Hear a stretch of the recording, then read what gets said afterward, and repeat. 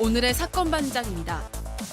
서울 도심의 그랜드 하얏트 호텔에서 난동을 부린 폭력 조직 수노아파 조직원이 무더기로 재판에 넘겨졌습니다. 이들은 호텔에 3박 4일간 머물면서 운영자와 면담을 요구하는 등 영업을 방해했습니다. 제주의 한 공연장에서 5년 동안 근무한 30대 여성이 5억 6천만 원 상당의 표값을 횡령했습니다. 이 공연장은 친구 아버지가 운영하던 곳이었습니다. 20살 아르바이트생이 손님의 명품 가방을 오염시켰다는 이유로 전액 배상을 요구받았다는 사연이 논란을 일으키고 있습니다. 아르바이트생 측은 액체가 놓인 테이블을 닦던 중 실수로 손님 가방에 액체를 튀긴 거라고 주장했습니다. 뾰로롱 안녕하십니까. 자, 박지훈 변호사님. 예. 앞서 이 광고 나갈 때 무슨 영화가 이렇게 딱 영화 예고가 나갔던데 왜요? 제목은 잊어버렸는데 제가 예전에 촬영을 했었던 영화입니다. 이번 카메라. 네, 정확한 제목은 지금 잊어버렸는데 그러니까 아무튼 그 영화에 출연을 하셨다는 거 아니에요? 출연해서 나올 가능성이 높습니다. 가능성이라니. 편집돼서 가능성이 있기 때문에 이건 말씀드리기가 좀 곤란한데 주 조연은 아니시죠? 네, 아주 엑스트라에 가까운 단역이라고 할 수 있겠죠. 하지만 또 우리 박 네. 변호사님의 연기력은 이 기자 어때요? 상당합니다. 진짜. 자, 우리 박 변호사님의 연기력에 대해서 진짜 궁금하신 분들은 조금 전에 끝났던 앞서 했던 사반 가족회의 이거 한번 좀 찾아서 보셨으면 좋겠습니다. 진짜 제가 옆에서 보면서 야 진짜 직업 연기자는 달라도 뭐가 다르구나. 벅벅 긁었습니다. 예. 네. 그게 무슨 의미인지는 사반 보시면 가족회의를 보시면 잘 아실 겁니다. 예.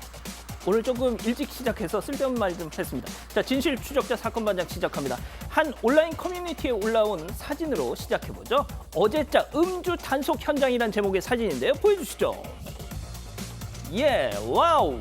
석자쯤 돼 보이는 경광등을 이렇게 장검 차듯이 들고 있는 위풍당당 경찰관 앞에 두 손 합장한 채 뭔가를 막 이렇게 호소하고 있는 모습이죠. 이 정도야 뭐 일상이죠. 자, 다음 사진이 앞건입니다. 꿇었어요. 자존심 있고 뭐고 그냥 접어두고 무릎 꿇었습니다. 하지만 전혀 동요 않는 저 경찰관의 뒷모습. 경찰관 선생님 저 운전으로 밥 먹고 살아요. 면허 취소되면 저 진짜 큰일 나요. 아이고 인간아 술 마실 돈은 있고 대리 부를 돈은 없나라고. 박 변호사님.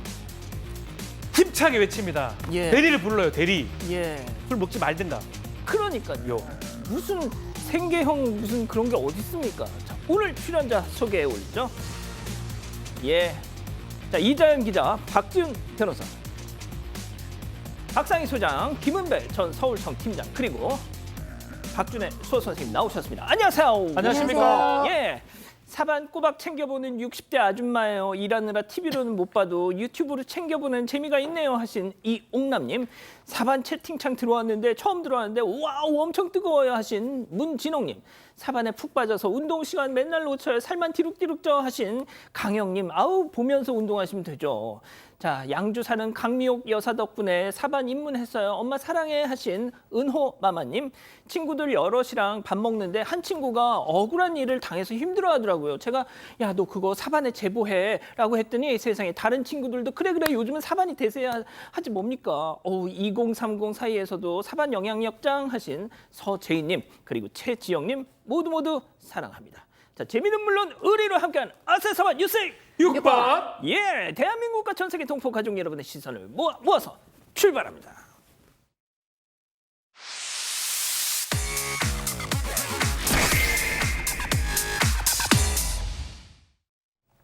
첫 번째 가보죠. 피임 노력했다. 자, 갓 태어난 두 아이를 살해하고 냉동고에 수년간 보관해왔던 이른바 수원 영아 살해 사건 계속 저희가 전해드리고 있는데 그 엄마 친모 장면 잠깐 보고 가시죠. 아이들 왜 살해하셨습니까? 진료 기록에 남편 이름이 있던데 본인이 쓴 겁니까? 숨진 아이들에게 하실 말씀 없으십니까? 숨진 아이에게 미안하지 않습니까? 영장 심사는 왜 포기하셨나요? 숨진 아이에게 할 말 없습니까? 하실 말씀 없으신가요? 자, 정말 이 더운 날씨에 참 구석구석 잘도 가렸습니다. 신상 공개는 못할 망정 이 날씨에 저렇게까지 가려야 합니까? 아무튼 자, 소장님. 네. 저 사람 3명의 아이가 지금 있고요. 2명은 말씀드렸다시피 살해했습니다. 자, 그런데 어제 나온 소식. 그 사이에 낳은 아이가 또 있었는데 그 아이는 지웠답니다. 자, 무려 6의 자녀를 낳은 거예요. 당장 어제 저희도 왜 그러면 피임을 안 했느냐 했거든요. 자, 관련해서 추가 진술이 나왔다고요. 네, 그렇습니다. 경찰이 밝히기를 이들 부부가 피임을 했다, 피임 노력을 했다. 구체적인 방법은 뭐 답변하기 곤란하지만 피임을 했다라고 밝혔다고 뭐 합니다. 오늘 어쨌든 지금 보시듯이 이제 여성이 경찰에 송치되는 과정에서 처음으로 취재진에게 모습을 드러냈는데요. 아이들을 왜 죽였냐라고 이제 취재진이 물어봤잖아요. 근데 그 범행 동기에 대해서는 아무런 대답도 하지 않고 그냥 호송 차량에 올라탔습니다. 자, 그리고 어제 이 남편, 자, 오윤성 교수님도 이거는 뭔가 참 명쾌하게 해명이 안 되는 부분이 있다 계속 그렇게 얘기를 하셨고, 그래서 피의자 신분으로 전환됐다 이런 소식까지 전해드렸는데 불송치 결정을 내렸어요. 왜요? 자, 불송치 결정, 혐의가 없다라는 취지로 검찰에 지금 올린 건데요. 이 남편 역시 살인 내지 사체 유기를 공모했거나 방조했을 가능성이 있지 않을까라고 해서 입건은 했습니다. 그리고 두 사람 간의 문자 메시지라든지 전화를 포렌식해서 결과를 좀 들여다 보니까 첫 번째 범행 2018년입니다. 이때는 임신한 거 몰랐다 이런 문자 메시지가 오갔던 것 같아요. 어허. 그래서 인정이 됐고요. 두 번째 범행 2019년입니다. 낙태 얘기를 했었어요. 아이를 지웠다는 얘기를 했었는데 임신한 사실은 있었는데 낙태했다라고 알았다라고 문자 메시지가 있습니다. 예. 그걸 봤을 때 남편은 첫 번째, 두 번째 몰랐던 것으로 인정이 됐고요. 다만 2018년도 병원에서 남편의 서명이 적혀 있는 부분, 그렇죠. 그 부분도 이제 의심을 했었는데 이것은 아내가 본인이 이제 기재했던 것으로 밝혀졌고요. 결국은 휴대전화 또 그리고 이런 어떤 내용들에 기반해서 남편은 이 범행 사실을 몰랐다고 봐서 혐의 없는 것으로 봐서 불송치를 한 것입니다. 그렇군요. 일단 뭐 검찰은 또 어떻게 수사를 할지 좀 더 지켜봐야겠죠. 알겠습니다. 자, 다음 이어가죠. 시장 골목길 추격전입니다. 자, 골목길에서 무슨 일이 있었던 걸까요? 영상으로 만나보시죠. 자, 휴대폰 분실 신고 접수 후에 출동한 경찰입니다. 자, 일단 도난 가능성에 일대를 저렇게 쭉 수색을 하고 있는데 그때 한 남성 경찰을 딱 보더니 갑자기 유턴을 합니다. 어라, 저거 느낌 오는데. 자, 경찰이 다가가죠. 후다닥 도주하는 저 남성. 자, 계속 추격전이 이어지는데 골목으로 들어가는 저 남성. 이제는 아예 그냥 건물 안으로 쏙 들어갔어요. 예, 건물 안으로 쏙 들어갔습니다. 자, 지원 병력까지 출동해서 경찰 지원 병력이 왔죠. 자, 건물 내부를 수색한 끝에 저렇게 결국 검거 성공. 자, 팀장님, 저 남성이 그렇게 찾아 헤매던 그 휴대폰 도둑이었습니까? 그렇진 않습니다. 지난 4일 구로구의 한 시장에서 발생한 일인데요. 휴대폰을 분실했다는 신고가 들어왔습니다. 경찰이 출동해 보니까 누가 혹시 훔쳐갔다 싶어가지고 도난범을 잡으려고 쫓아가는 중에 한 남자가 갑자기 경찰을 보더니 도주를 했습니다. 예. 근데 경찰 생각에는 어떻게 생각했냐면은 범인이겠구나. 경찰을 보고 도주했다, 범행을 했구나 싶어서 쫓아갔는데 건물로 들어갔어요. 예. 그러니까 추가 지원을 받아가지고 건물을 수색해서 도주한 남성을 검거를 했습니다. 그 경찰서도 처음 도둑인 줄 알았죠. 알았죠. 수사를 해봤더니 휴대폰 도난이나 분실하는 관계가 없습니다. 어허. 이 남성이 사실은 3년 전부터 불법 체류를 하고 있었어요. 아이고야. 그러니까 경찰을 보니까 도둑이 재발을 저린 거죠. 그러네요. 경찰에서는 단순 불법 체류 같은 경우는 형사입건을 안 하고 출입국 관리소에 인계하게 되면 출입국 관리소에서 신병을 데리고 있다가 강제 출국시키거든요. 입건을 하진 않습니다. 그런데 이제 이 사건, 휴대폰 도난 사건은 뭐 타 관할서로 이첩을 해서 수사 중이라고 합니다.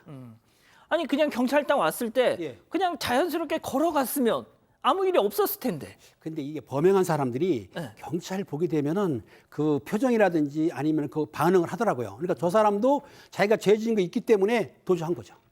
역시 도둑이 재발절인다. 자, 다음으로 또 이어가죠. 떨어뜨리고 발로 툭. 자, 사반 가족께서 직접 제보해 주신 영상입니다. 만나보시죠. 자, 편의점 내부에 남성 2명 물건들을 저렇게 구경하고 있는데요. 자, 이때 한 명이 딱 물건 꺼내다가 그런데 옆에 물건이 뚝 떨어졌네. 아하, 그런데 줄 생각은 않고 발로 툭 밑으로 차 넣었습니다. 세상에, 옆에 있던 친구는 말리기는커녕 킥킥킥. 하고 웃고 있어요. 세상에 그거 허리 좀 숙여가지고 줍는 게 귀찮아가지고 그걸 발로 툭 찼어. 네, 최근 한 편의점에서 10대 남학생 2명이 진열대에서 상품을 꺼내다가 옆에 걸려있던 다른 제품을 떨어뜨렸습니다. 그 떨어진 제품이 면도날이었던 것 같은데 어쨌든 본인 부주의로 물건이 떨어진 거니까 주워서 제자리에 걸어두면 될 텐데 그러기는커녕 진열대 밑으로 저렇게 물건을 발로 쓱 차버렸던 겁니다. 직원은 줍기 싫으면 차라리 그냥 두기라도 했으면 나중에 자기가 걸었을 텐데 안 보이는 곳에 저렇게 차서 숨기는 건 더 이해가 안 된다고 했습니다. 그러면서 이렇게 나중에 재고 조사를 해봤을 때 이렇게 분실된 물건이 있으면 직원인 내가 보상을 해야 하는데 정말 답답하더라라고 전했습니다. 와 진짜 박 변호사님 이 영상을 확인했기에 네. 망정이지 진짜 온팡 뒤집었을 뻔했어요. 그렇죠. 네, 놀랍게도 이런 행동이 범죄가 될 수가 있습니다. 오. 형법상 재물손괴죄, 재물을 손괴 아니면 은닉, 기타의 방법으로 효용을 했을 때 성립하는 범죄거든요. 은닉, 숨기는 거예요. 고의로 지금 숨기는 모습이 보이잖아요. 그렇죠. 그리고 면도기도 재물입니다. 뭐 가격이 많이 비싸진 않지만 그렇기 때문에 정말 지금 우리 아르바이트생 이분이 화가 난다 그러면 고소해서 신고도 가능합니다. 진짜요? 그렇지만 안 하겠죠. 안 하겠는데 이게 범죄된다고 생각해야지 장난으로 저렇게 했다가는 큰일 날 수 있고요. 민사적 책임도 져야 되고 법적으로는 그렇습니다. 아니 그거 허리 좀 숙여가지고 주우면 될 걸 갖다가. 주어야 돼요. 주우면이 아니고 주어야 될 걸 안 그렇죠. 주운 거거든요. 어. 범인이에요, 당신은. 아유 그렇군요. 좋습니다. 자 다음 또 이어가죠. 어두운 도로의 귀신놀이. 조금 일찍 남양 특집 준비했습니다. 만나보시죠. 자 직진 쭉 하고 있는데 왼쪽 중앙 분리대 주목해 주세요. 자 뭐 나옵니다. 저거 뭐야? 네 발? 네 발 귀신? 다시 볼까요? 사람이 엎드려 있었어요. 세상에 이걸 다행이라고 해야 될지 누구 인생 망치려고. 자, 또 다른 영상 이어서 보시죠. 여기선 새벽 올림픽대로입니다. 차 달려, 저거 뭐야 또?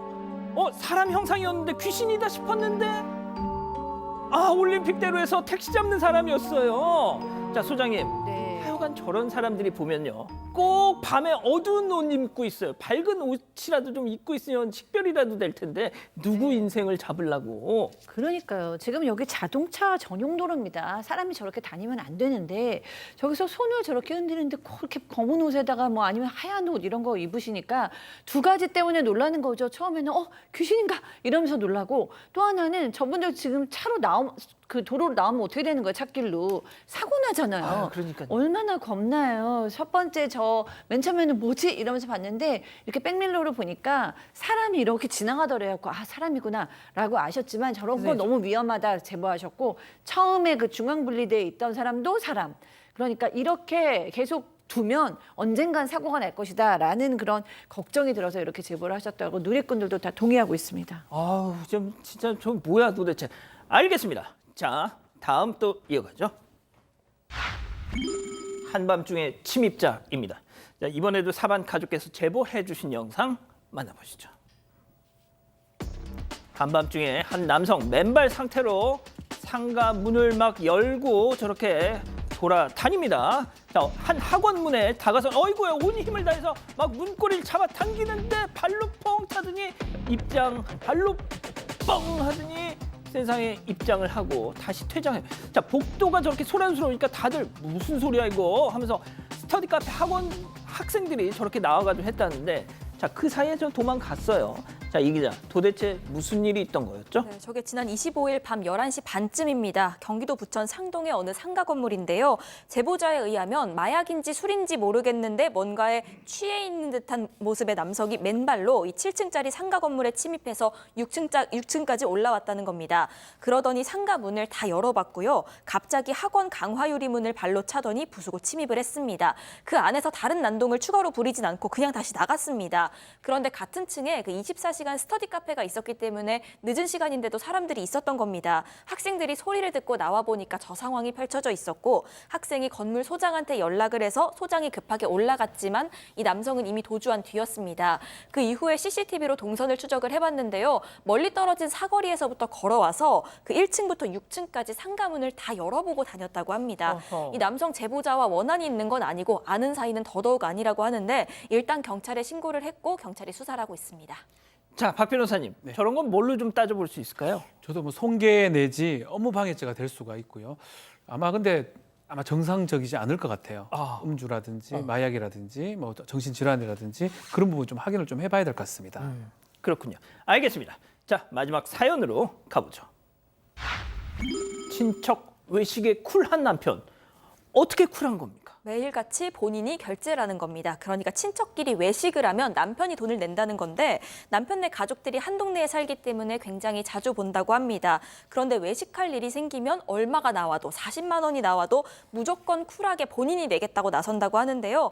친척들이 이번엔 우리가 살게 이래도 한사코 거절한다고 합니다. 심지어 2차로 각자 커피 정도를 마시려고 해도 본인이 사겠다고 나서는데 어허. 아내 입장에서는 당연히 머리가 지끈지끈합니다. 다행히 그 남편의 형이 사연자 눈치를 좀 보는지 2차는 친척들이 좀 사기는 한다고 하는데 남편이 이러는데도 또 나름대로 이유가 있습니다. 그 어릴 때 가족들이 끼니 걱정할 정도로 형편이 안 좋았는데 남편 사업이 대박이 나면서 형편이 좋아졌고 그래서 남편이 이걸 가족들이랑 나누고 싶은 마음이 좀 큰 것 같다고 합니다.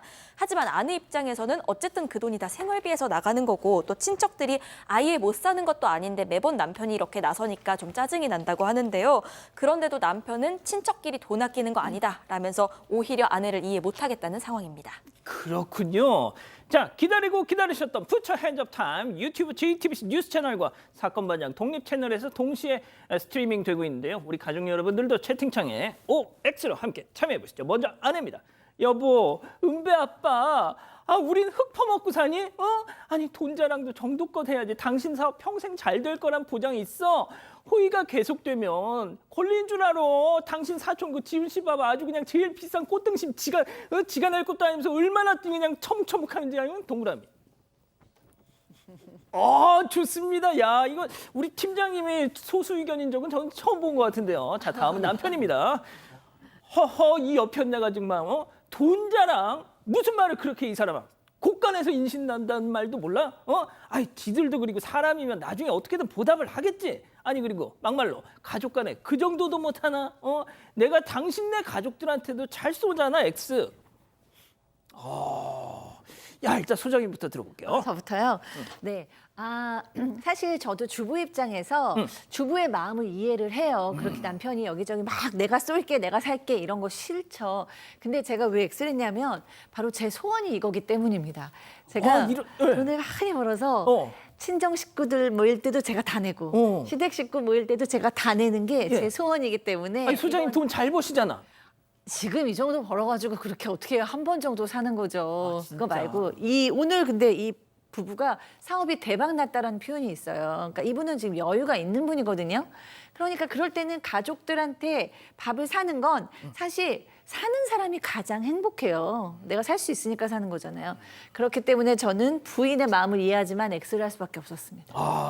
저 우리 박 변호사님 사례가 딱 이거 아니에요? 저는 사실 좀 사는 걸 좋아합니다. 뭐 돈은 많지는 않지만 작은 것이라도 사는 걸 되게 좋아하는.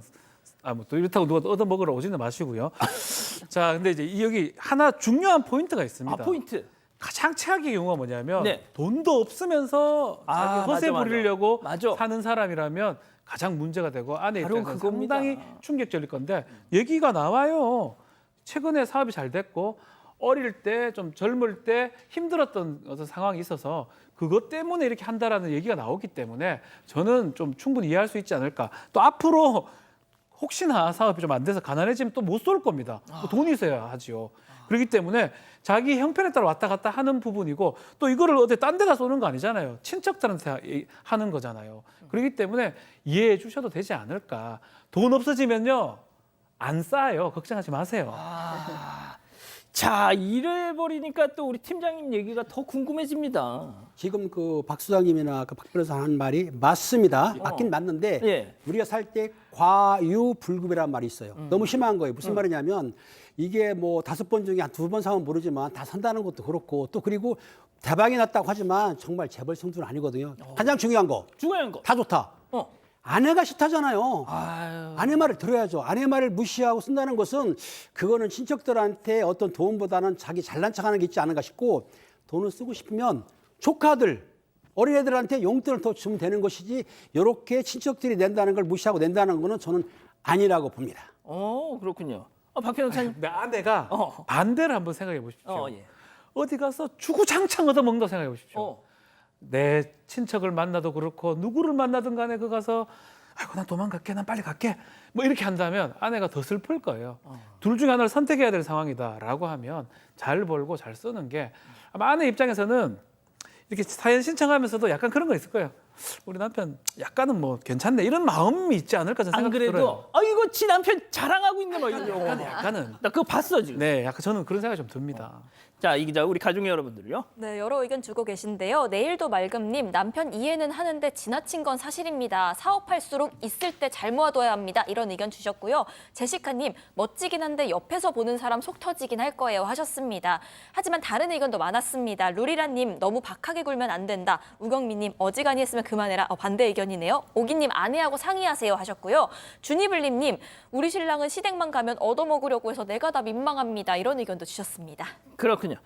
자, 필라델피아 사시는 엘리킴 여사님 보고 계시죠? 자, 이혼 후에 15년간 싱글맘으로 사시다가 4년 전에 재혼을 하셨대요. 5살짜리 의붓딸을 만난 이후로 지금까지 정말 내 자식처럼 열심히 키우신답니다. 자, 그런데 저희도 자주 전해드리지만 일부 계모들에 의한 우리나라의 아동학대 사건 반장 통해서 접하실 때마다 특히 저 사람 당연히 친엄마가 아니겠지 하는 이런 세간의 반응에 많은 상처를 받으신다고 합니다. 다른 형태의 가족들에게도 힘을 주는 사건 반장이 되달라 하셨는데요. 저희도 앞으로 조심하고 명심하겠습니다. 테이크핏 케어 9가지 필수 아미노산이 함유된 단백질 저당 설계 잘게 쪼갠 단백질로 소화 흡수까지 맛도 고소하네. 이 한 통에 유산균 발효 유청 단백질 지금 바로 테이크핏 케어. 올여름 해외여행 1등은 크다. 인터파 크다. 1등은 크다. 인터파 크다. 해외여행 1등은 인터파 크다. 완전 쇼크다.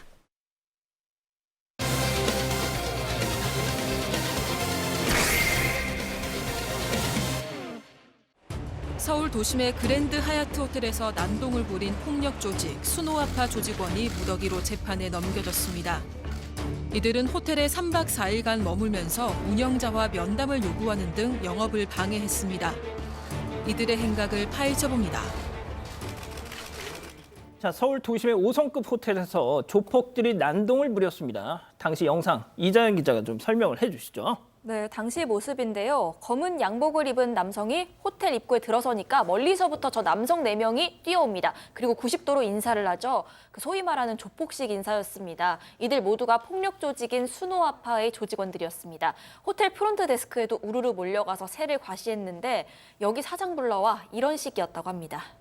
자, 이게 며칠 전에 있었던 일은 아니죠? 네, 이게 지난 2020년 10월의 일인데요. 수노아파 조직원 12명이 당시 호텔 소유주가 KH그룹의 배상윤 회장이었습니다. 이 회장을 만나게 해달라면서 호텔을 찾아왔는데 당연히 만남이 성사되진 않았습니다. 그러자 3박 4일 동안 이 호텔에 투숙을 하면서 직원과 투숙객들을 상대로 난동을 부리기 시작을 합니다. 온몸에 문신을 다 드러낸 상태로 단체 사우나를 하는가 하면 객실에서 담배 피우고 또 호텔 로비에서 위협감을 주기도 했고요. 레스토랑에서 악단이 공연을 하고 있었는데 이 악단과 손님들을 향해서 욕설을 하고 공연 중단을 강요하기도 했습니다. 자, 지금 보신 저 호텔이요. 남산에 있는 하얏트 호텔입니다. 자, 하얏트 호텔이 어떤 호텔인지 아십니까?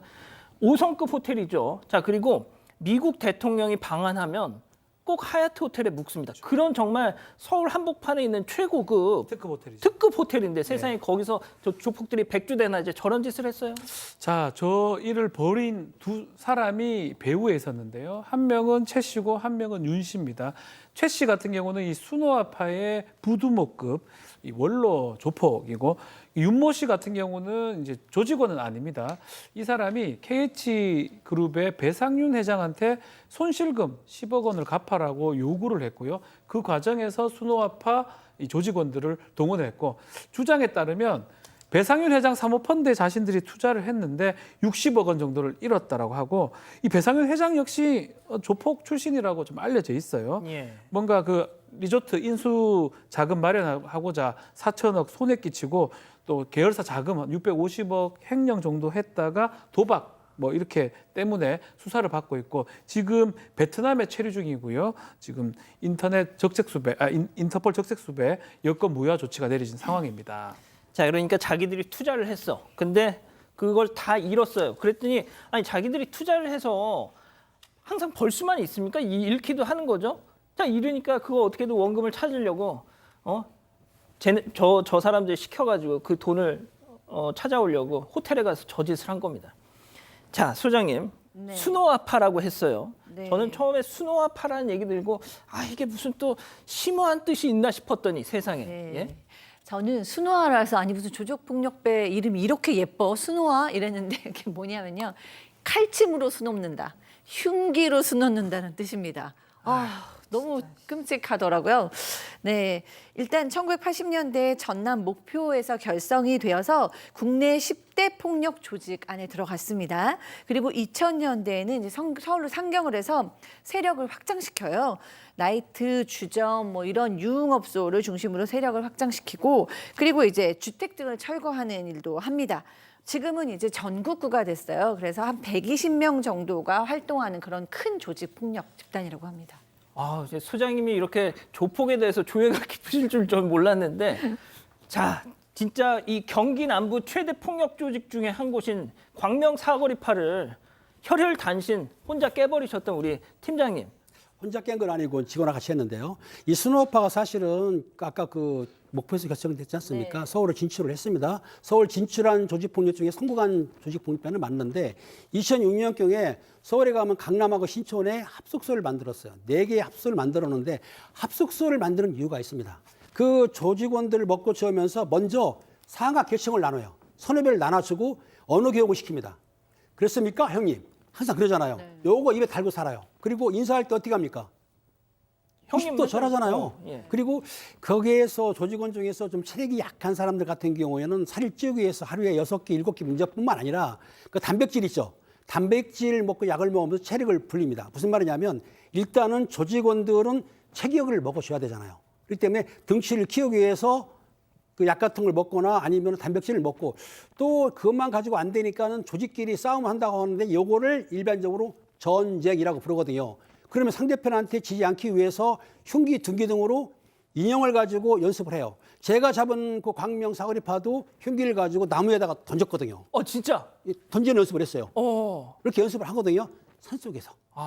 숙소에도 산속에서. 하기도 하지만 이런 상황인데 더 중요한 게 뭐냐면 경찰에서 아마 수노파를 수사하는 와중에서도 이 사람들이 반성을 못하고 오히려 조직원 20명 정도를 신규 회원으로 영입을 했어요. 그리고 경찰에서 그때 불구속으로 송치를 검찰에 했습니다. 그러니까 검찰에 사건을 받아가지고 수사하는 와중에도 그 조직원들이 이번엔 어디로 갔느냐? 산으로 갔어요. 지리산에 가서 합숙 훈련을 한 거예요. 무슨 말이냐? 이렇게 조직원들이 우리가 경찰이나 검찰의 수사기관에 받는다 하더라도 우리는 모이자. 왜? 합숙훈련한 이유가 의리도 또 챙기거든요. 자기들끼리 의리.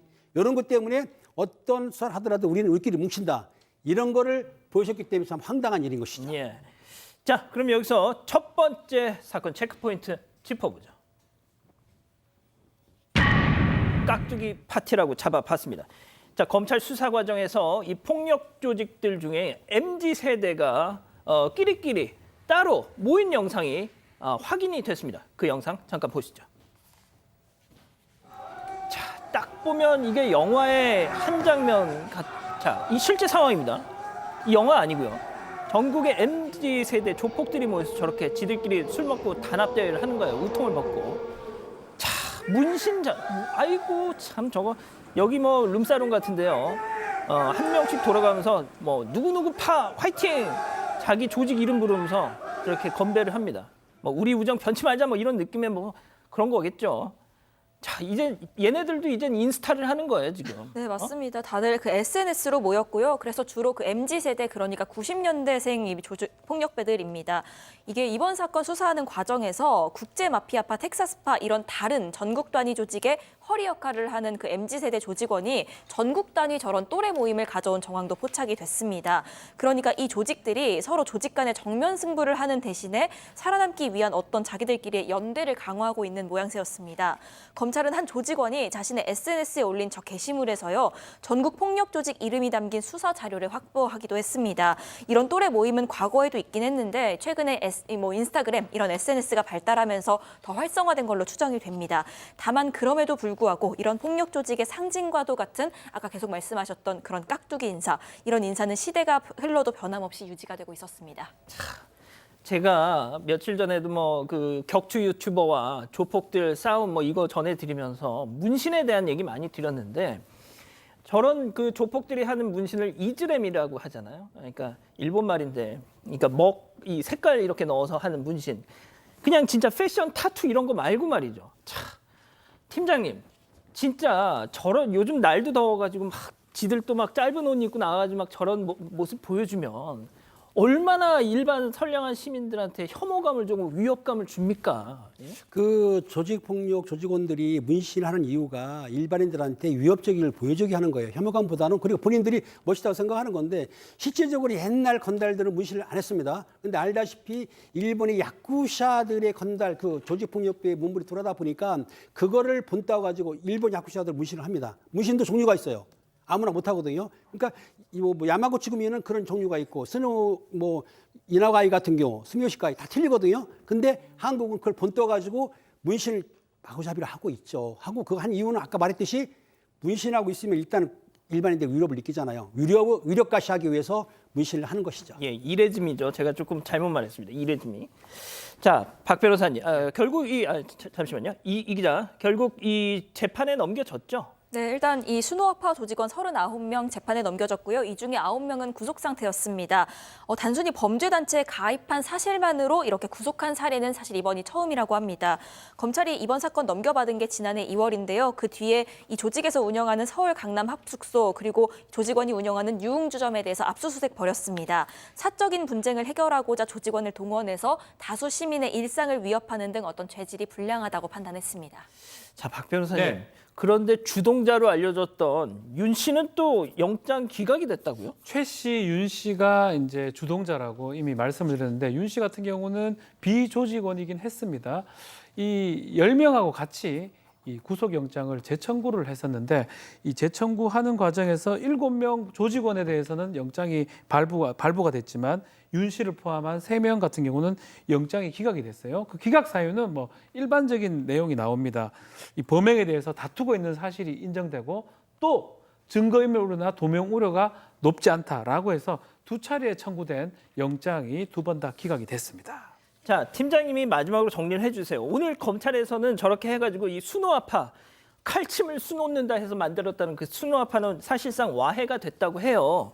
자, 그런데 앞서 보셨다시피 이 MZ 조폭들, 이거 계속 이렇게 공급이 되면 얘네들 어떻게 계속 될 거 아닙니까? 얘네들을 완전히 소탕할 수 있는 방법. 완전 소탕은 모르더라도 일단은 조직폭력배 수사를 한다고 한다면은 검찰이나 경찰 하지 않습니까? 수사기관에서 힘을 실어주고, 또 그리고 조직폭력배를 단속하거나 검거하게 되면은 특진이라든지 포상을 좀 하고 예산도 증기시켜야 되는데, 지금 알다시피 보이스피싱이라든지 마약으로 쏠렸지 않습니까? 그러니까 지속적으로 폭력 조직을 하려고 그러면 거긴 예산도 투입해야 되고 인력도 보강을 하지만 제일 중요한 거, 공무원들 좋아하는 게 뭔지 아시죠? 특별 승진. 요걸 많이 걸게 되면은 거기에 대해서 힘이 확실히 실은 거죠. 아, 진짜. 요걸 한번 생각하셔서 범죄와의 전쟁까지는 안 가더라도 폭력 조직을 단속하거나 검거하는 수사기관의 형사든지 검찰 수사관들한테 특진을 좀 시켜주면은 어느 정도 소탕될 것 같아요. 그렇군요. 알겠습니다. 첫 번째 사건 정리하고요. 두 번째 사건 이어가죠.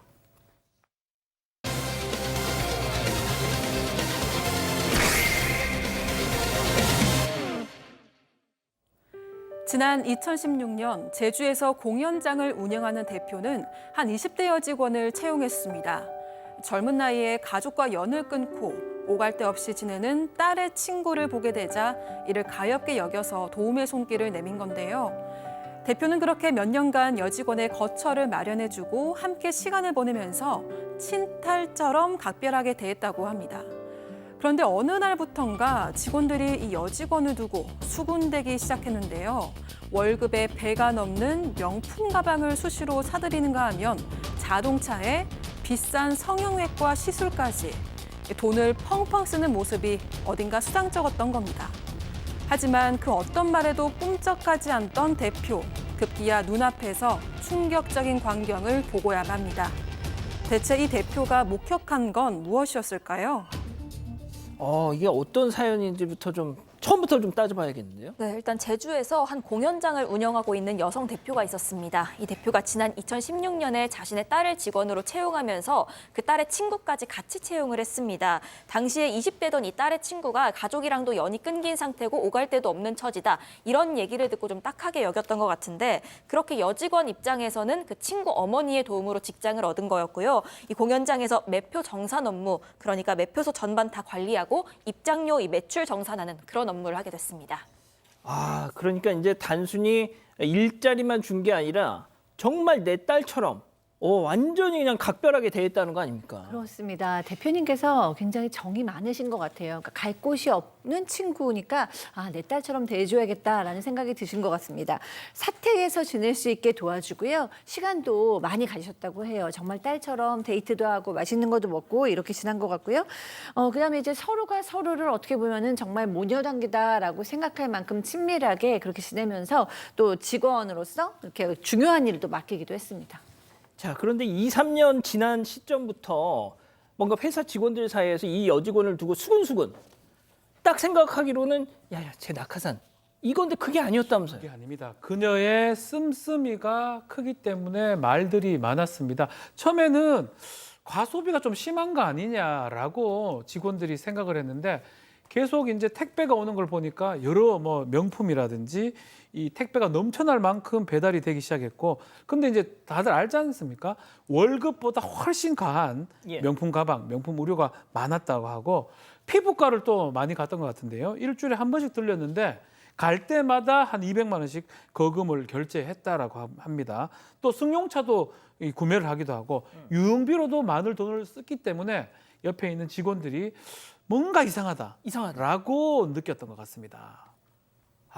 머리 검은 짐승은 거두는 게 아니다라는 이 얘기, 일단 그 얘기가 좀 생각이 나는데, 자, 결정적인 장면을 목격하게 되죠. 그렇습니다. 직원들이 여직원이 돈을 과소비하니까 혹시 횡령하는 거 아니냐고 물어보고 충고했더니 여직원은 뭐라고 했냐면 뭐야, 나 대출받아 쓰는 거야, 이렇게 말을 했습니다. 그리고 주변에서 대표한테 뭔 얘기를 해도 대표는 믿질 않았어요. 무슨 말 해도 믿지 않고, 왜냐하면 딸의 친구지 않습니까? 그러니까 가족처럼 생각했기 때문에 믿지 않았었는데 어느 날 대표가 뭘 목격하게 됩니다. 그 여직원의 옷에서 돈다발이 툭 떨어진 걸 보게 된 거예요. 현장 목격 아닙니까? 그러니까 이 대표가 그걸 이제 소문이 맞거나 싶어서 그런 상황으로 해서 경찰에 고소를 하게 된 것이죠. 자, 그렇군요. 자, 이 조사를 해봤더니 처음에는 10만 원, 20만 원 이렇게 소액을 빼돌리다가 점점 이렇게 액수가 그리고 빈도수가 늘어났다고 하던데, 자, 그럼 솔직히 그럼 이게 혹시 억 단위까지 간 겁니까? 네, 억 단위까지 갔습니다. 일단 횡령 자체가 2018년부터 시작이 됐고요. 지난 4월까지 이 여직원이 374번에 걸쳐서 5억 8천만 원 정도를 빼돌렸습니다. 이걸 다 현금으로 조금씩 빼돌렸습니다. 그 여행사에서 주로 단체 관광객 데리고 오면요, 그 관람료를 주로 현금으로 계산한다고 합니다. 이 사실을 알고 금고에서 현금을 빼돌렸는데 닷새에 한 번꼴로 100만 원 정도씩만 훔쳤기 때문에 동료 직원들도 눈치를 잘 못 챘다고 합니다. 이렇게 빼돌린 돈을 처음에는 소액씩 개인 계좌로 입금을 해서 인터넷 쇼핑하고 술값으로 쓰고 생활비로 썼습니다. 그런데 그러다가 점점 이제 커져서요, 명품을 사고 또 성형외과 시술비로 쓰고 유흥비로 탕진을 했습니다. 또 여기에 더해서 여기에 취직하기 전부터 2015년부터 대부업체 여러 곳에서 빚을 진 게 있었다고 합니다. 아이고야. 그 채무가 많이 쌓여 있었는데 이걸 변제하는 데도 썼다고 하고요. 실제로 이 여직원 방에 들어가 봤을 때 그 명품 가방 산 그 상자가 가득했던 것으로 전해지고 있습니다. 진짜 8년 동안 진짜 자기 진짜 가족하고는 의절해가지고 외톨이가 된 이 내 딸의 친구를 정말 받아서 이렇게 정말 내 딸처럼 키워줬더니 세상에 은혜를 갚기는커녕 배신을 했습니다. 자, 재판부가 보기에도 얼마나 황당했든지 이런 얘기를 했다는 거죠. 이번 사건 체크포인트 짚어보죠. 시쳇말로 배째라. 이게 무슨 얘기예요? 자, 판사의 이제 질타가 이제 이런 얘기인데요. 이제 사실은 돈을 횡령을 한 그런 상황이죠.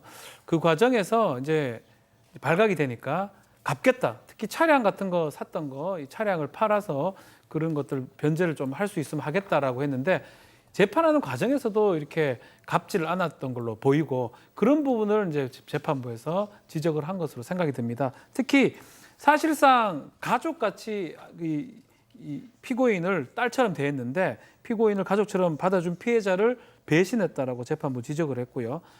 이렇게 실질적으로 재산 범죄 같은 경우는 피해 복구를 해야 되는데 전혀 복구를 하지 않았습니다. 검찰이 3년을 구형했고요. 재판부에서는 징역 3년을 선고를 했습니다. 하하, 참. 그러니까 이제 이거는 재판부가 직접 이건 이 정도면 시쳇말로 배째. 배째라지요 이렇게 했던 거죠. 예. 근데 그런 표현을 참 판사님이 어지간하면 쓰진 아마 않을 텐데. 어이가 없었을 것 같고요. 아마 재판하는 과정에서 그런 얘기들이 나옵니다. 재산 번배이기 때문에 빨리 피해 회복을 시켜라. 그러면 그만큼 양형에 반영을 할 거다라고 하면서 그 와중에도 이제 한다라고 해놓고 안 한 거거든요.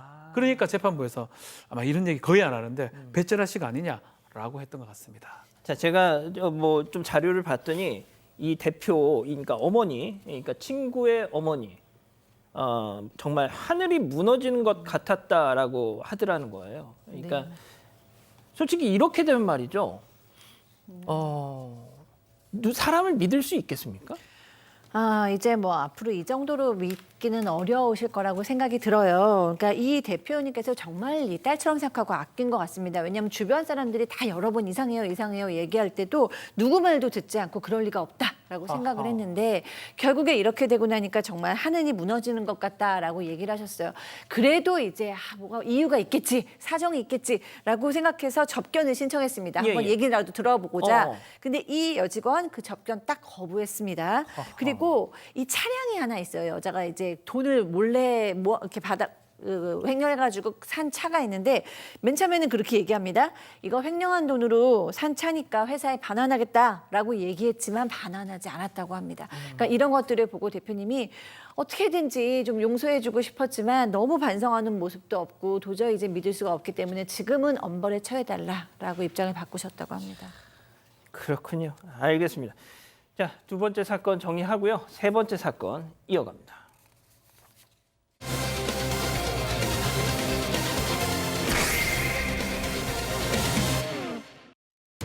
20살 아르바이트생이 손님의 명품 가방을 오염시켰다는 이유로 전액 배상을 요구받았다는 사연이 논란을 일으키고 있습니다. 아르바이트생 측은 액체가 놓인 테이블을 닦던 중 실수로 손님 가방에 액체를 튀긴 거라고 주장했습니다. 어떻게 된 일인지 알아봅니다. 자, 지금 온라인 커뮤니티에 올라온 글인데요. 저희가 좀 취재도 하고 직접 당사자들을 연락도 했습니다. 정말 뜨거운 지금 이슈예요, 이거. 네, 일단 어제 올라온 글인데 알바하다가 명품 가방 배상 요구받았습니다. 도와주세요. 이런 제목의 글이 올라왔습니다. 이 글 쓴 사람이 20살 대학생 아들을 둔 어머니였습니다. 그 아들이 방학 동안 용돈 벌겠다면서 한 음식점에서 저녁 시간 알바를 시작을 했고요. 금토 알바 시작한 지 한 달도 되지 않아서 첫 월급도 받아보지 못하고 이런 배상 요구를 받았다는 겁니다. 이게 지난 23일 금요일에 벌어진 일이었습니다. 식당에서 이렇게 알바하던 도중에 아들이 행주로 이렇게 테이블을 닦았는데요. 그러다가 행주에 묻어있던 액체가 옆 테이블 여자 손님 명품 가방에 튀었다는 겁니다. 그 액체가 정확히 뭐였는지는 잘 모르겠다고 했습니다. 하지만 이곳이 고깃집이기 때문에 아마도 그 테이블에 묻어있었던 물, 소스, 기름 이런 거였던 걸로 추정만 되는 상황입니다. 예. 자, 알바생은 당연히 뭐 손님한테 뭔가가 튀었으니까 죄송하다 사과를 했고요. 세탁비 정도 물어줄 생각으로 자신의 연락처를 이렇게 건넸다고 합니다. 자, 그런데 다음 날 곧바로 그 여성 손님의 남자친구한테 전화가 왔습니다. 뭐라고 했을까요? 체크포인트 짚어보죠. 야, 다 물어내라고 했다는 거죠? 그렇습니다. 남자친구가 알바생한테 전화를 했습니다. 그 가방에 명품 가방인데 1월 달에 산 거다. 700만 원 정도니까 700만 원을 전액 배상하라고 하니까 이 알바생이 깜짝 놀랐어요. 자기 생각에는 세탁비만 줄고 될 것 같은데 700만 원을 물어내라고 하니까 자기가 감당을 못하니까 부모님한테 얘기를 했던 거예요. 어머니한테 얘기를 했더니 어머님이 이제 그 문자로 저기 했던 것 같아요. 그 피해자의 남자친구한테 연락을 해가지고 죄송하다 사과를 했습니다. 한 뒤에 현재 내용을 알아야 될 거 아니에요. 가방이 명품 가방에도 그렇지만 상태가 어떤지 모르니까 현재 가방의 상태를 알기 위해서 사진을 찍어서 보내달라고 하니까 그 남자친구가 사진을 많이 찍었습니다. 찍어가지고 이 어머니한테 보내줬던 것이죠. 자, 그러면은 그 가방 어떤 가방이고 그 얼룩이 어느 정도 어떤 상태로 묻어 있었는지 그 문제의 명품 가방 사진 보여주시죠. 예, 보여주세요. 자, 저겁니다. 뭐 새칭 김연아백이라는 별칭도 있는 뭐 디올백 그냥 뭐 얘기하죠 뭐. 예, 지금 보시면은 뭔가 좀 얼룩진 부분이 있긴 한 것 같아요. 예, 자 그런데 가방 앞면 위쪽 그리고 바닥 쪽에 저렇게 약간 흔적이 있는데 자 저걸로 저 가방값 700만 원을 다 토해내라. 아하, 소장님. 네. 차에 뭐 이런 스크래치가 있다고 해서 야, 차 이거 차값 다 줘라고는 보통 안 하는데 말이죠. 아이, 그럼요. 뭐 백도 그렇고 차도 그렇고 소비재 아닙니까? 그냥 긁힐 수 있다라는 생각을 가지고 다니는 거죠. 안 그러면 집에 거의 모셔둬야 되는 거죠.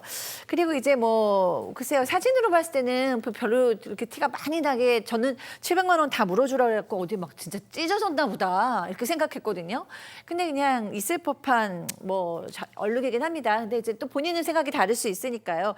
그 아르바이트생 어머니도 뭐 생각을 하시고 있어요. 그래서 이 뭐 백을 볼 때마다 이렇게 얼룩이 있으면 속상할 것 같기는 하다. 그래서 내가 배상을 안 한다는 거는 아니다. 그러나 전액 배상이라는 거는 정말 좀 너무한 것 같다라고 지금 얘기를 하고 계신 거예요. 이 글을 본 누리꾼들이 이제 반응이 막 나오는데 대부분은 말도 안 된다. 이걸 전액 배상이라니 부분액 배상 아니면 드라이 클리닝비 정도 내면 되지 않겠냐라는 의견이 다수입니다. 자, 우리 가족 여러분들은 어떻게 생각하시는지 조금 의견을 주세요. 지금도 많이 주고 계시지만 그 뭐 우리 이 기자가 조금 마지막에 정리를 해주시고요. 자, 박 변호사님, 저렇게 뭔가가 튀어서 전액 다 이거 배상을 받아야 될 정도라면 저는 그냥 집안에 고이 잘 모셔놓고 그냥 계시는 게 나았지 않았나 이런 생각이 들거든요. 뭐 이제 법적인 얘기를 좀 드려야 될 것 같습니다. 일단은 전보를 해주는 게 원칙이긴 해요. 저게 원래 손해배상의 원칙은 어떤 게 하냐면 저렇게 얼룩이 갔으면 얼룩이 없는 상태로 하는 거. 그 비용을 물어주거나 아니면 필요하다면 전체를 바꿔주는 어떤 그런 게 손해배상의 원칙적 모습이긴 합니다. 그렇지만 최근에 이제 보험 사건에서 특히 자동차 같은 게 흠집이 났을 때 예전 같은 경우는 이제 범퍼가 다 한 곳에 흠이 있으면 그 범퍼를 다 갈아줬었거든요. 그렇죠. 지금은 그렇게 하지 않습니다. 흠집 부분만 이렇게 수리를 해주는 걸로 지금 보험 자체도 바뀌었거든요. 그래서 그 부분도 좀 참고를 해야 될 것 같고요. 만약에 이제 다 700만 원 이제 다 물어달라면 요 반대로 감가상각도 해야 돼요. 언제부터 사서 언제까지. 또 그리고 물어주면 저 가방은 줘야 됩니다. 그렇죠. 물어준 사람한테. 맞아. 그래서 사실 저런 가방 같은 경우는 중고 거래도 가능하다고 하니까 저는 이거 이렇게 하면 뭐 없어질 것 같긴 한데 제가 봤을 땐 그럴 것 같긴 한데 어쨌든 그렇게 해가지고 잠깐 다시 한번. 그래서 없어지지 않나요? 제가 잘 모릅니다. 몰라서 제 가방 같은 경우는 그렇게 닦아버릴 거 말 것 같은데 그냥 물티슈로 닦으세요. 예, 물티슈 같은 걸로 그렇게 한 다음에 그 업체에 다시 팔면 그만큼 또 손해가 보상이 또 본인한테 그 피해가 또 보상이 되지 않을까 생각이 들긴 합니다. 자, 일단 그 식당에서 벌어진 일이니까 식당 사장님. 그런데 일단 아들이 그 사장님에 대해서 좀 사장님한테 구체적인 얘기는 하지 않았고요. 처음에는 본인 선에서 좀 해결을 하려고 했던 것 같습니다. 그래서 혹시 여기 가게에 보험 들어놓은 거 있냐 이 정도만 물어봤고 그 당시에 화재 보험 정도 들었다 이런 답을 받았다고 합니다. 그런데 알고 보니까 그 이후에 이 피해 당사자의 남자친구가 가게 사장님과도 직접 통화를 했습니다. 그래서 사장님이 그제서야 이 전체 상황을 알게 됐고요. 나중에 이 피해자 측도 이 알바생 측도 알았지만 사장님한테도 나 700만 원 전액 배상 다 받아야겠다 이런 요구를 했다고 합니다. 하하. 자, 팀장님. 근데 여기서 중요한 게 왜 저 가방의 주인, 여성이 아닌 남자친구가 이렇게 이 전선에 가장 앞장서 있는 겁니까? 그러니까 그 피해자는 여성인데 뒤에 빠져 있는 것 같아요. 그러니까 저 알바생의 어머니가 실제적으로는 피해자하고 통화를 해서 그 사과도 하고 또 배상 돈도 하려고 했는데 그 남자친구는 나한테 해라 필요 없다고 하니까 피해자한테는 연락도 해오지 못한 거예요. 그런데 이 그 남자친구가 가게 주인한테도 700만 원 배상을 요구했다고 합니다. 그런데 알다시피 화재 보험을 들었다 하더라도 책임 배상 그 보험이 같이 들어있거든요. 그러면은 그 상황에 대해서 보험이 나갈 수가 있는 건데 아마 700만 원 전부가 나가지는 않는 것 같습니다. 어찌됐든 간에 지금 가게 주인도 그 책임 배상에 대해서 보험을 접수를 했다고 하니까 이제 결과가 나올 것 같습니다. 소장님, 만약에 이 가방이 가품이라면 이제 가품이면 큰일 난 거죠. 저희 사건 반장에서도 이제 방송에 나간 가방인데 이제 가품이면 진짜 망신 당하는 겁니다. 근데 어쨌든 이 어머니 말씀에 의하면 이 남자친구한테 보증카드를 받았다고는 합니다. 근데 요즘은 이 가품을 파는 사람도 감쪽같이 또 이 보증카드도 만들어낸다고 카드까지도? 해요. 네, 보증카드도 딱 저거. 근데 뭐 사실은 이제 보증카드만 있으면 진짜 지품이냐 가품이냐를 알 수가 없고요. 이제 영수증이 있어야 되는 거죠. 인보이스, 그러니까 날짜, 가격, 어느 지점에서 샀는지 이런 것들이 구체적으로 나오면 그거는 이제 거짓말이 아니잖아요. 그래서 이제 그런 것도 좀 확인할 거라고 하는데 어쨌든 진품이라고 해도 지금 보험 접수는 돼 있지만 전액 배상은 어려울 것으로 예상이 됩니다. 자, 이 알바생 어머니가요, 이 피해 손님의 남자친구랑 연락을 했는데 오늘 그 피해 손님, 그 여성에게 직접 문자가 왔다고 합니다. 어떤 대화가 오고 갔는지 직접 한번 들어보시죠. 네, 그 피해자 여자분한테 저 연락이 카톡이 왔어요. 일을 왜 크게 만드느냐, 보상 금액에 대해서 자기는 완만히 합의를 보려고 했는데 저희가 금액을 제시하지도 않고 글부터 올렸느냐, 그리고 자기네가 왜 피해자인데 가해자로 만들었느냐, 뭐 이런 얘기들을 카톡으로 하면서 자기네 신상이 위협받고 있다, 글을 내려달라고 연락이 왔더라고요. 근데 어쨌든 700만 원 배상해달라고 한 건 맞잖아요. 네, 저희는 700만 원 전액 배상을 원한다라고 카톡에 분명히 그렇게 남기셨어요. 일단 뭐 박 변호사님 정리해 주시죠. 자, 뭐 이제 일단 또 이 피해자라고 이제 주장하는 분들의 뭐 의견도 전해야 되니까요. 지금 정확하게 금액을 합의를 한 건 아닌데 이것을 올리는 바람에 본인들의 신상이 공개될 수 있기 때문에 조금 불안하다. 왜 그렇게 하느냐, 위협받고 있다 이 주장을 하고 있는 상황이고요. 그 어머니, 아르바이트생 어머니 입장에서는 700만 원 얘기는 했다라고 그 얘기를 하고 있습니다. 뭐 계속 얘기를 하겠지만 보험도 문제가 될 수가 있고요. 700을 만약 물어주면 저 가방은 줘야 됩니다. 그리고 뭐 클리닝을 해가지고 그 가방 가지든지 그 가방 또 팔면 되니까요. 뭐 다른 어떤 무조건 우리 아르바이트생이 엉뚱한 손해를 보진 않을 것 같다는 생각이 듭니다. 자, 이 기자 우리 가족 여러분들 반응 좀요. 네, 일단 뿜뿜님 매장 가서 진품 여부 확인부터 좀 해보라고 하셨고요. 그래서 지구인님 진품이라면 매장 가서 AS 맡기면 새 것처럼 될 텐데요. 이렇게 말씀을 하셨습니다. 김성자님 가죽용 왁스로 닦으라는 의견도 좀 주셨습니다. 그렇군요. 해결 방법이 있는 모양입니다. 자, 이번 사건 어떤 결말이 날지 저희도 조금만 더 지켜볼게요. 이렇게 정리하고요. 별별 상담소 이어갑니다.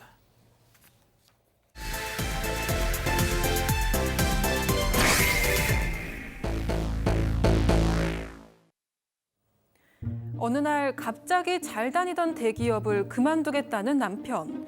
그러면서 자기만의 사업을 하겠다고 선언합니다. 40대 여성 조 씨는 아무런 자본도 인맥도 없는 남편의 결심에 무조건 도와주기로 하는데요. 돈을 융통하고 사람들을 만나러 다니고 아내의 뒷바라지 덕분에 결국 자기 사업에 성공한 남편. 이제 행복하게 지낼 일만 남은 조 씨 앞에 충격적인 비밀이 드러납니다. 남편에게 몰래 만나는 상간녀가 있었던 건데요. 이혼을 결심하고 상간녀를 만난 조 씨. 그런데 그녀는 잘못을 인정하면서 조 씨에게 뜻밖의 제안을 합니다. 과연 어떤 제안을 했던 걸까요? 자, 저희가 실제 사연을 당사자가 특정될 수 있기 때문에 조금 각색했다는 말씀 드릴게요. 자, 오늘 사연의 주인공 40대 아내. 네, 일단 이 부부는요, 학교 졸업반, 그러니까 대학 때 소개팅으로 만나서 3년 연애하고 결혼을 했습니다. 워낙 남성이 똑똑하고 착했기 때문에 여성이 따라다니다시피 해서 결혼까지 이르게 됐다고 하고요. 이 양측 모두 그렇게 그 집안 형편이 좋은 편이 아니었습니다. 게다가 남편 혼자 외벌이를 하는 상황이었기 때문에 아내가 상당히 좀 알뜰하게 살림을 꾸려나갔고, 그래서 형편도 많이 괜찮아졌다고 합니다. 남편은 계속해서 대기업을 다니고 있던 상황이었는데 입사 15년 차가 됐을 때 갑자기 내 사업하고 싶다 라면서 아내한테 도와달라고 했습니다. 어허. 사실 먹고 살기 좀 괜찮았다 정도이지 그렇다고 딱히 여유가 있었던 건 아니었기 때문에 고민이 많이 됐는데, 게다가 또 시가나 친정에서 넉넉한 편이 아니니까 사업 자금 도움을 받을 수도 없는 상황이었습니다. 하지만 남편이 굉장히 간절해 보여서 아내는 이런 남편을 좀 지지하고 도와주기로 결심을 합니다. 결국 아내는 주변에서 반대를 했는데도 불구하고요, 아파트 명의로 이 주담대를 꽉 채워서 받고 또 지인들한테 돈도 빌려서 앞장서서 이렇게 남편의 사업 자금을 마련해 줬습니다. 사업이 참 말이 쉽지 이게 정말 어려운데 말이죠. 그렇습니다. 남편이 사업을 시작하는데 IT 계열의 사업을 했나 봐요. 작은 사무실을 얻어가지고 직원 2명으로 시작을 했는데 다행히 남편 사업이 총망받는 기업으로 인정이 돼가지고 아마 그 대기업 투자자 받으니까 승승장구한 거죠. 그런데 그 승승장구하기 전까지 이 아내가 도시락 같은 것도 싸주고 사무실 가가지고 화장실이든지 사무실 청소도 해주고 짜증 한번 안 내고 잘했던 거예요. 예. 자, 그런데 아무튼 회사가 승승장구해가지고 지금은 직원이 50명 정도 됐다고 하면 상당히 커졌던 거죠. 그러니까 예. 이 남편도 아내한테 이게 다 커지게 된 거는 당신 덕에 하고 아내한테 고마움을 표시했던 것이죠. 그 말로만 할 게 아니라 앞서 보신 그 명품백 같은 거 딱 이렇게 선물도 해야 되는 거 아닙니까? 명품백은 아니지만 이제껏 좀 고마웠던 가족들에게 여행을 가자라고 25주년 결혼기념일을 맞이해서 감사하는 의미에서 가족 여행을 제안을 했다라고 하고요. 아내가 항공권하고 호텔을 미리 예약을 하고 이 여행 갈 날을 기다렸는데 여행 2주일을 남겨두고 문제가 좀 생겼습니다. 무슨요? 남편이 그 투자하기로 한 회사가 이 프로젝트에 문제가 생겨서 휴가를 갈 수 없다라고 남편이 얘기를 했고요. 엄청 중요한 일이기 때문에 남편 속상하지만 난 휴가 안 가겠다. 다만 모두 가족들이 취소하기에는 너무 위약금이 크기 때문에 나 빼고 다른 가족들이 좀 가라라고 해서 아내 입장에서도 그렇게 해야 되겠다 해서 아내하고 가족들만 출발하게 되는 겁니다. 예. 이 원고에는 속상하겠다라고 돼 있는데 솔직히 남편 안 가고 가면 더 좋지 않나요, 소장님? 네. 뭐 더 좋을 수도 있겠지만 아쉬울 수도 있죠. 근데 어쨌든 이 집은 아빠는 못 가겠다고 하는데 애들은 아빠 없이도 가고 싶다라고 얘기를 해서 결국 여행을 가기로 했습니다. 여행을 이제 갔어요. 근데 아내는 남편한테 너무 미안한 거죠. 남편은 일만 하고 있는데 우리 가족은 나름 다 이렇게 행복하게 즐겁게 지내니까 해서 계속 남편한테 사진 보내주고 안부를 묻고 문자를 했어요. 남편도 너무 다정하게 대답을 해주고. 근데 이제 큰 문제가 생기는 문자가 하나 옵니다. 갑자기 아내한테 누구누구야, 나 술 조금밖에 안 마셨어. 곧 너희 집으로 갈게. 기다려. 이렇게 온 거예요. 너무너무 놀랐죠. 아내는 너무 놀랐고 이제 수상하고 남편한테 이거 무슨 문자야? 라고 물어보니까 몰라, 잘못 보낸 건데? 뭐 이러고 얼버무린 거예요. 이제 이때부터 이제 아내는 신뢰가 깨지기 시작했습니다. 자, 일단 저런 문자가 확인이 된 만큼 그 여행 뭐 어디 무슨 파리를 가면서 뭐 에펠탑이 눈에 들어오겠습니까? 예? 여행 계속 그 문자 생각만 날 거 아니에요. 그러니까 중간중간에도 얼마나 하고 집으로 돌아가면 지금 뭐가 해결이 될까 싶었겠습니까? 하지만 이 아이들이 있었기 때문에 그러질 못했고요. 그래서 어쩔 수 없이 일단 여행 일정은 다 소화를 했습니다. 결국 집에 와서 조금 더 알아봐야겠다 이렇게 결심을 했는데, 여성이 옛날에 그 남편 사무실에서 조금 일을 도와줬던 적이 있습니다. 그러면서 이 남편의 SNS 비밀번호를 알게 됐었는데 그동안은 이걸 굳이 들여다볼 일이 없어서 굳이 보고 있지 않았던 겁니다. 하지만 이번 일 겪으니까 그 생각이 나서 로그인을 해보게 됐고요. 그야말로 판도라의 상자가 열렸습니다. 아이고야. 당연히 외도 중이었고 웬 여성이랑 메시지며 사진 같은 것들을 주고받고 있었고, 또 심지어는 나 자기한테 보내야 되는 문자인데 아내한테 잘못 보냈다 이런 얘기까지 한 것도 있었습니다. 아하. 더 충격적인 건 이렇게 아내랑 아이들 여행 보내놓고 상간녀랑 집 데이트를 즐기고 있었다는 겁니다. 소장님. 예. 너무너무 이제 속상한 거죠. 왜냐하면 그동안 너무 내조를 열심히 하셨잖아요. 남편을 정말 철석같이 믿고 있었고, 이제 와서 생각을 해보니까 그렇다. 남편이 외박도 많이 했고 맨날 퇴근도 너무 늦었다라는 생각이 든 거예요. 눈물이 날 것 같았지만 남편한테 이제 담담히 얘기했습니다. 난 도저히 이제 못 참겠으니까 이혼하자.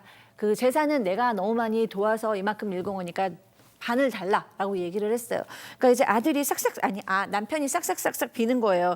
실수였다. 정말 실수였으니까 딱 한 번만 봐줘라라고 얘기를 했어요. 근데 이 지금 외도 기간이 사실은 2년이 넘었거든요. 상당히 오래된 관계입니다. 아내는 이혼은 좀 미룰 수 있더라도 이 너무 용서가 안 돼서 사는 상간녀한테 사과를 받고 싶다. 그리고 누군지 너무 궁금하다라고 그렇죠. 얘기를 해서 남편한테 그것도 안 해주면 정말 이혼을 불사하겠다라고 얘기하면서 그 연락처를 받게 됩니다. 그 연락처 그러면 연락해서 상간녀 일단 어떻게 생겼는지 좀 보고 싶으니까. 당연하죠. 상간녀한테 전화를 했더니 전화를 받질 않습니다. 그러니까 문자를 수십 통을 보냈더니 그제서야 만나자고 연락이 왔어요. 그래서 이제 나가서 기다리고 있는데 상간녀가 쫙 들어오자마자 무릎을 딱 꿇더니 빌기 시작합니다. 싹싹 빌기 시작합니다. 자기가 100번이나 잘못한 것도 알고 있다. 잘못하고 있는데 용서달라고 하니까는 그럼 얘기를 들어보자. 들었더니 내용은 이겁니다.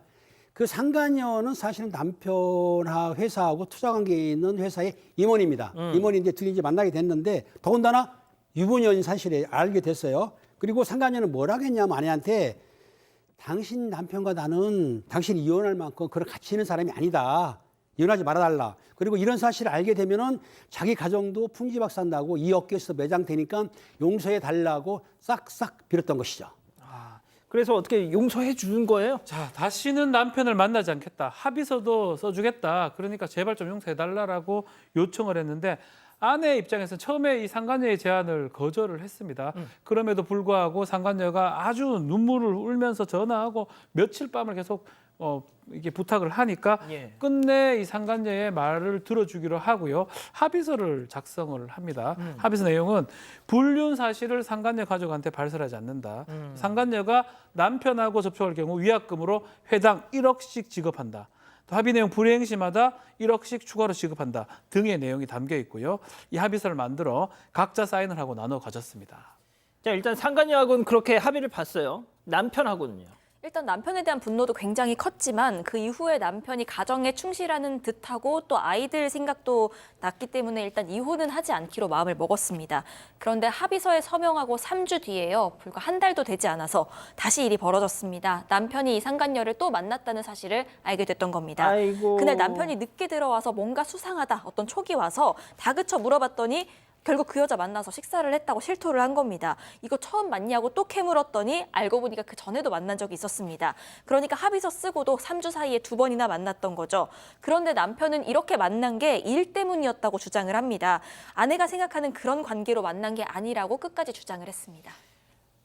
팀장님, 일 때문이었어도 합의를 했으면 만나지 말았어야죠. 그래야 되는 것이죠. 그래서 이걸 알게 된 아내가 쫓아가서 합의서를 들이밀면서 네가 약속을 위반했으니까 이 돈을 지급하라고 했더니 이 상간녀는 뭐라고 했냐면은 우리가 불륜이 아니고 업무적인 일로 만났다고 하면서 돈 지급을 거부를 했어요. 그러니까 아내는 가만 안 있죠. 아까 말했듯이 한 번 만날 때 1억. 두 번 만나면 2억이지 않습니까? 2억에다가 또 위약금 1억 있으니까 3억을 받을 수 있지 않습니까? 그러니까 3억에 대해서 소송하려고 결심했던 것이죠. 아, 그렇군요. 자, 그러면요. 이쯤에서 별별 상담소 오늘의 궁금증 짚어보죠. 자, 위약금 1억 합의서 써놓고 다시 만난 이 남편과 상간녀 어떡하냐? 자, 일단 회당 1억.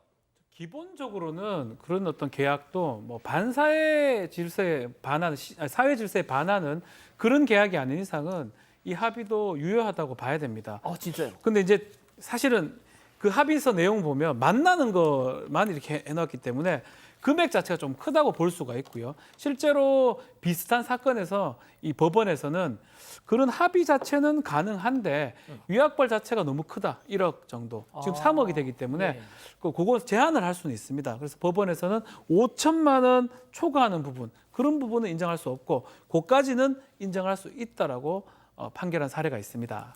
근데 만약에 이 사람이 둘 간에 주고받은 합의서죠. 이게 뭐 무슨 법적 효력이 있어? 막 이렇게 막 진짜 배째라는 식으로 나오면 어떻게 되나요? 사실 합의서라는 게 이 둘 간의 의사가 합치되는 거거든요. 구두로 하더라도 되는 거고요. 가장 강력한 효과를 부여받으려면 예컨대 우리 공증이라 그러죠. 인증받는 작업을 받는다면 인감으로만 하고 한다면 가능한데 이 이 사람이 그 합의를 했다라는 걸 증거만 있다 그러면 법원에서는 인정을 받을 수가 있습니다. 만약에 뭐 녹음을 했다든지 아니면 문자 메시지 같은 비슷한 내용이 오갔다고 하면 그것은 법적 효력을 인정받을 수가 있습니다. 예. 자, 지금 시간 관계상 소장님. 네. 이거는 지금 근데 우리 가족 여러분들은 네. 이게 뭐 이혼해야지 지금 이러고 계세요.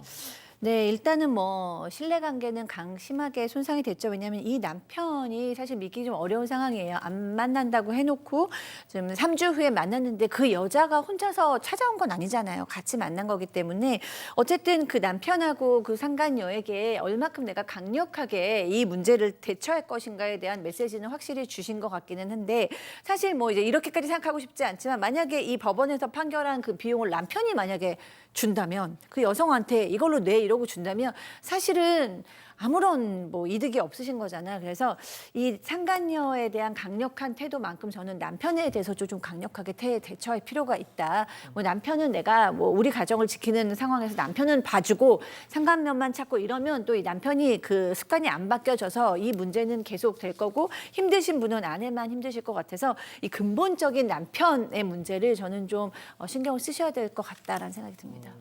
자, 우리 가족 여러분들 뭐라고 하십니까? 네, 일단 에버글로우님 러브버그 같은 것들이네요. 이런 의견 주셨고요. 얌윰님 불륜녀한테 2억 받고 남편 재산 반 받고 이혼해서 신나게 삽시다 하셨습니다. 김광숙님 저하고 똑같은 사건이네요. 격리하고 바람 피워서 결국 갈라섰는데 아이고야. 저런 인간은 정말 사라져야 합니다. 이런 의견 주셨습니다.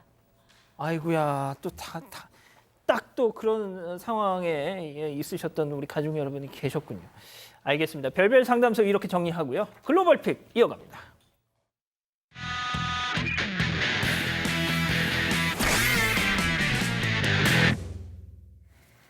자, 오늘 첫 번째 인도로 가보시죠. 한 여성이 도로로 걷고 있습니다. 그리고 그 뒤로 버스 한 대가 경적을 울리면서 저렇게 빠르게 달려오고 있습니다. 설마? 여성은 경적의 뒤를 돌아보곤 다행히 옆으로 몸을 좀 피하는데요. 문제는 이런 경적에도 무단횡단을 하던 또 다른 여성이었습니다. 이 여성은 버스가 오는 줄도 모르고 앞만 보고 걷습니다. 버스는 이 여성을 피하려고 급하게 운전대를 저렇게 꺾어서 멈췄습니다. 천만 다행히도 부딪히기 일보 직전에 정말 간발의 차로 피해서 여성은 무사했습니다. 주변에 있던 사람들은 여성에게 다가가서 상태를 살핍니다. 여성은 손을 살짝 부딪혔지만 병원에 갈 정도는 아니었다고 합니다. 왜 무단횡단을 해 그러니까? 네, 경찰은 좁은 길에서 과속하고 또 위험 운전을 한 이 버스 기사에게 벌금형을 부과를 했고요. 또 무단횡단한 이 여성에게도 벌금 부과할 예정이라고 합니다. 이 영상을 본 누리꾼은 여성이 잘못했다, 버스가 너무 빨랐다라면서 엇갈린 두 반응을 보이고 있다고 합니다. 팀장님이 보시기엔 누구 잘못이 더 커 보입니까? 두 사람 잘못이네요. 예? 두 사람 잘못이에요. 버스 잘못. 어. 근데 중요한 거는 무단횡단하면 안 되죠. 그러니까요. 자, 다음은 미국으로 가보시죠. 한 승객이 창문 너머로 착륙하는 비행기 그림자를 찍고 있습니다. 그리고 기내를 비추는데 승객들이 모두 앞 좌석을 꼭 부여잡고요. 머리를 저렇게 숙이고 있습니다.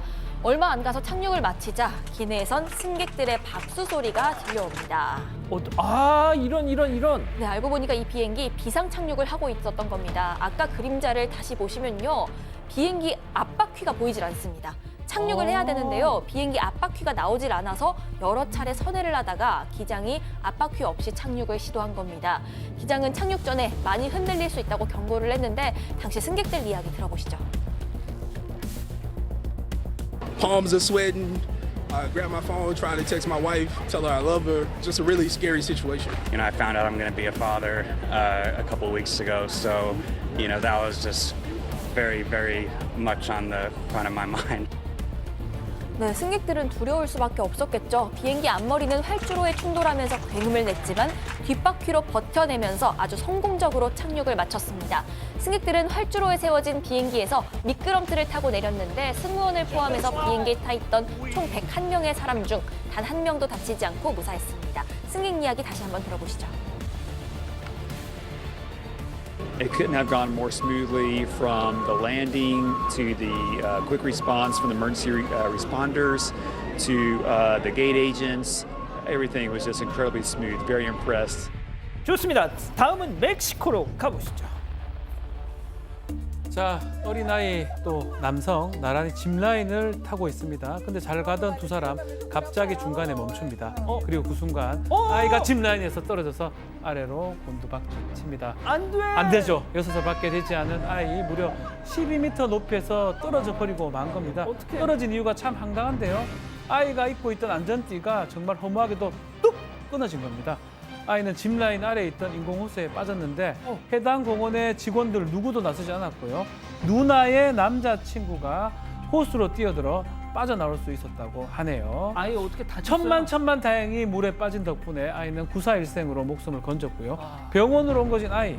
치료 후에 집으로 돌아갔는데요. 큰 부상은 없었지만 심리적인 큰 충격에 빠졌다고 합니다. 이에 당국은 해당 짚라인 운행 중단하고 모든 놀이기구를 전수조사할 예정이라고 합니다. 피해 아이의 가족은 사법당국에 고소장을 제출했습니다. 자, 다음은 최근 온라인에서 화제가 되고 있는 영상 함께 보시죠. 자, 이곳은 한 저수지 낚시터입니다. 두 남성이 잔잔한 저수지를 보면서 물고기를 기다리고 있는데요. 서 있던 남성, 물고기가 잡혔는지 낚싯대를 훅 들어 올립니다. 남성은 낚싯대를 세게 잡고 몸도 뒤로 당겨 보는데요. 당겨. 엄청난 대여가 잡혔는 건지 남성 균형을 잃고 물고기에 딸려 물속을 붕덩 빠져버리고 맙니다. 물 잡았기. 자, 물에 빠진 남성 그 와중에도 물고기 포기 못합니다. 낚싯대를 당겨 보는데요. 저기서도 물고기를 건지기는커녕 오히려 물고기한테 좀 끌려가는 그런 모습을 보이고 있어요. 결국 남성 물고기도 포기하고 낚싯대까지 던져버리고 헤엄쳐서 물 밖으로 나옵니다. 이 정도면 물고기가 사람을 낚은 거나 다름없어 보입니다. 이 저수지에서 나온 가장 큰 물고기는 무려 40kg 정도가 된다고 합니다. 야, 뭐였을까요? 네, 모르겠습니다. 남성은 다행히 다친 곳은 없다고 하고요. 이 영상을 본 누리꾼들은 사람 낚시인지 물고기 낚시인지 헷갈린다. 낚시꾼들은 수영이라도 배워야겠다라는 반응을 보였습니다. 아니 옆에 사람 좀 도와주기라도 하지 그냥 가만히 있어 그냥. 옆에도 낚시를 해야 됩니다. 예, 알겠습니다. 예, 사랑하는 사건 반장 가족 여러분 행복한 주말 보내시고요. 저희는 다음 주 월요일에도 별이 6개 판 4반 6반 저녁 6시간에 다시 옵니다. 안녕히 계십시오.